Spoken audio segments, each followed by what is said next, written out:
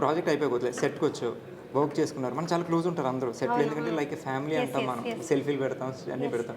But ఇంటికి వెళ్ళిపోయాక మన పర్సనల్ లైఫ్ మన పర్సనల్ లైఫ్ అంతేనా? నువ్వు సేమ్ అయినా మళ్ళీ ఇటు టచ్ చేయడం ఏం లేదు. సెట్లో ఉన్నాను సేపు ఇది ఫ్యామిలీ, వెళ్ళిపోయాక మన ఫ్యామిలీ అంతే. సో దాన్ని దీన్ని మిక్స్ చేయు. Everybody my best friends but until I'm in the set అంతే. ఆ తర్వాత నుంచి అంటే ఇట్స్ నాట్ లైక్ వాళ్ళని కలవకూడదు, మాట్లాడకూడదు అలా కాదు. బట్ మేబీ ఐఎమ్ లైక్ అంతే. నేను ఎవరైనా సరే అది కన్నడ తెలుగు అని కాకుండా, ఇప్పుడు నా చిన్నప్పటి నుంచి నా ఫ్రెండ్ ఉంది దిశ అని, సో తనతో కూడా నేను 2 years కర్ణాటకలో మైసూర్లో, సో తనతో 2 years ముందు మాట్లాడుంటాను. ఆఫ్టర్ 2 years ఎక్కడ వదిలేసి ఉంటామో టాపిక్ని అక్కడ నుంచి మళ్ళీ మాట్లాడతాము. బట్ ఈ 2 yearsలో మాకు చిన్న ఫార్వర్డ్స్ కూడా ఎక్స్చేంజ్ చేసుకునే అలవాటు లేదు. So that is how maybe I'm. So a స్పేస్లో అదే. But Rupa is different. పాపం తను నేను కాల్ చేయకపోయినా she make sure that she calls me, checks on me, చూసుకుంటూ ఉంటుంది. Yeah, she almost takes care of me like how she takes care of her daughter. అలా ఉంటుంది తను. I am not like that. I don't keep in touch with friends. నేను నాకు మీ టైమే ఇష్టం అనమాట, సాలిట్యూడ్ ఎంజాయ్ చేస్తాను అనమాట. అబ్బాయిలకి క్రికెట్ అంటే పిచ్చి ఉంటుంది, విపరీతంగా ఉంటుంది, అదంతా జనరల్ థింగ్. కానీ నీకు క్రికెట్ అంటే చాలా ఇష్టం అంట. అంటే దీంతో ఈక్వల్గా అంతకన్నా ఎక్కువేనో నాకు తెలియదు, కానీ నీకు క్రికెట్ అంటే చాలా ఇష్టం అంట.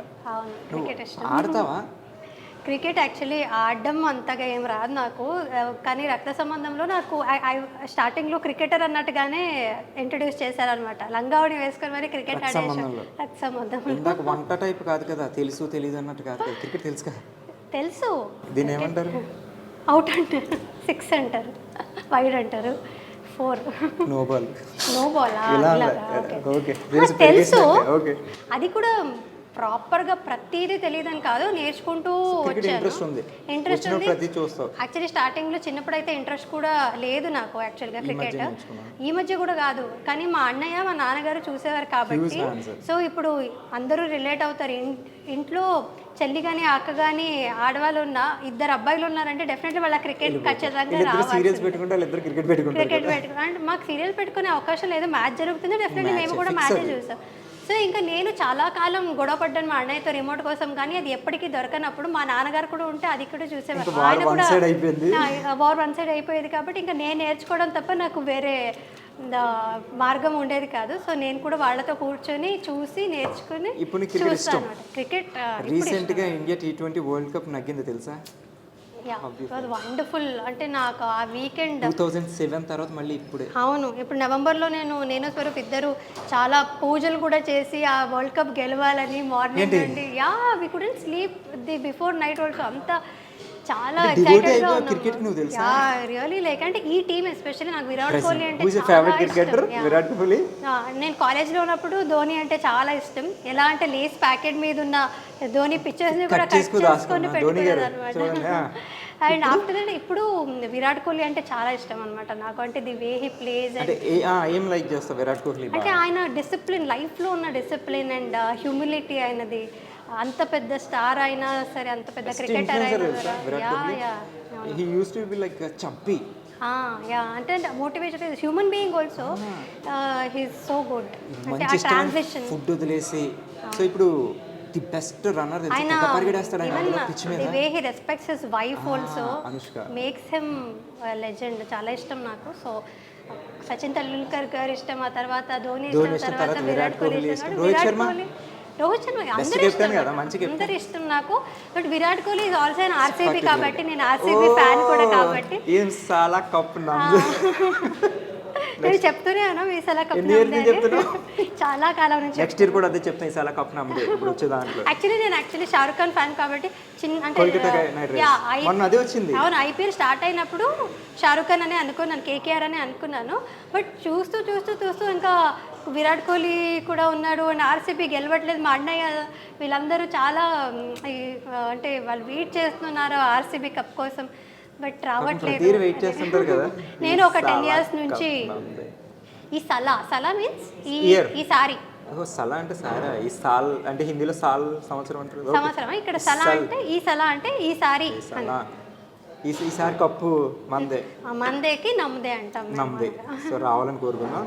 సో అండ్ ఒక చిన్న ఎమోషనల్ క్వశ్చన్, 2017 నీకు సినిమా రిలీజ్ అయింది, నువ్వు పీక్ స్టేజ్లో ఉన్నావు.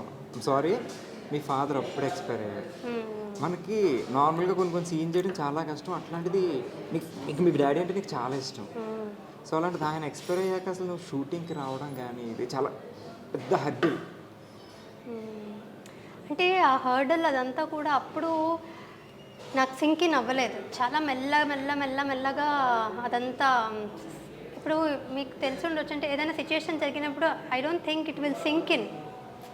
వెంటనే మాకు ఇది రియాలిటీ అనేది యాక్సెప్ట్ చేసుకోదు, ఆర్ మెంటాలిటీ ఆర్ ఎనీథింగ్. అది మెల్లమెల్లగా it started affecting me. But luckily ఈ ఫీల్డ్లో ఉన్నాం కాబట్టి మేము as an actor I think నువ్వు ఎంత మా ఎమోషన్స్ అన్నీ కూడా దాచుకుని నువ్వు మంచి ఫన్ సీన్ చేయాలంటే నవ్వాలి కదా, అదంతా లోపల పెట్టుకుని how tough it is actually. అంటే అది టఫ్ అయ్యేది చాలా టైమ్స్. ఏదో ఒకటి గుర్తుంటుంది, ఆయన బర్త్డే రోజు కావచ్చు, లేదంటే ఆయన లేదా మీ ఫాదర్తో నీకున్న బాండింగ్లో కనెక్షన్ ఏదో ఒక సీన్ ఇక్కడ రిఫ్లెక్ట్ అవ్వచ్చు, రిజెంబుల్ చేయొచ్చు. అట్లాంటి ఉన్నప్పుడు ఆ రిజెంబ్లెన్స్ ఉన్నప్పుడు it is little easier because ఆ బ్యాగేజ్ని మేము క్యారీ చేసుకుంటూ we can put our emotions out. ఇంకొంచెం మచ్యూర్ అవుతాం అనమాట. Even in our acting when we have baggages. Very strong to do that. అవును, బట్ అదే నువ్వు ఇప్పుడు చెప్పినట్టు ఏదో చాలా బాగా ఎంజాయ్ చేసే సీన్ ఉంటుంది, but personally you will be disturbed. So అలాంటి టైమ్స్లో ఇట్ ఈస్ డిఫికల్ట్. ఆ బాధని ఒకవైపు దాచుకుంటూ ఇక్కడ చాలా ఎంజాయ్మెంట్ రియాక్షన్స్ ఇవ్వడం అనేది టఫ్. బట్ సృష్టికి అయిపోయింది అండ్ బిజీగా ఉన్న టైంలో సినిమా చేస్తున్నాను అండ్ అప్పుడే కళ్యాణ వైభోగం మొదలైంది. బట్ అప్పుడే వెరీ ఫస్ట్ స్కెడ్యూల్ కళ్యాణ వైభోగం నేను స్కెడ్యూల్కి వెళ్ళాను and my father was diagnosed with cancer అప్పుడు. సో అది నాకు చెప్పలేదు కూడా నేను షూటింగ్లో ఉన్నానని. మా అమ్మ కానీ నాన్న అన్నయ్య ఎవరు చెప్పలేదు. బట్ అక్కడ నాన్నగారికి ఆపరేషన్ జరుగుతుంది, నేను ఇక్కడ షూట్ చేస్తున్నాను, ఏదో చిన్న ఆపరేషన్ అని చెప్పారు. నాకు తెలియదు కూడా క్యాన్సర్ అయ్యిందని. సో అక్కడికి నేను షూటింగ్ అంతా కంప్లీట్ చేసుకుని శ్రీరామ్ గారు వెంటనే పంపించారనమాట. లేదా ఇంకో రోజు ఉండింది షూటింగ్ సార్ అని చాలా భయంతో వెళ్ళి అడిగాను. బికాస్ అంతమంది జూనియర్ ఆర్టిస్టులు ఉన్నారు, అంతమంది ఒక షూటింగ్ క్యాన్సిల్ చేసుకోవడం అనేది it is very difficult for a producer. But ఆయన వెంటనే family is more important, go అని వెంటనే ఫ్లైట్ బుక్ చేసి పంపించారనమాట. So for that one reason I'm always grateful to Sriram garu. Because ఎప్పుడు కావాలన్నా షూటింగ్ క్యాన్సిల్ చేసి మరి 2-3 రోజులు పంపించారనమాట. సో అలా ఎమర్జెన్సీ సిచ్యుయేషన్స్ వస్తూ ఉండేది నాన్నగారికి. సో బట్ ఎక్కడున్నా ఆయన always with you only. And నీ సక్సెస్ చూసారు ఆయన.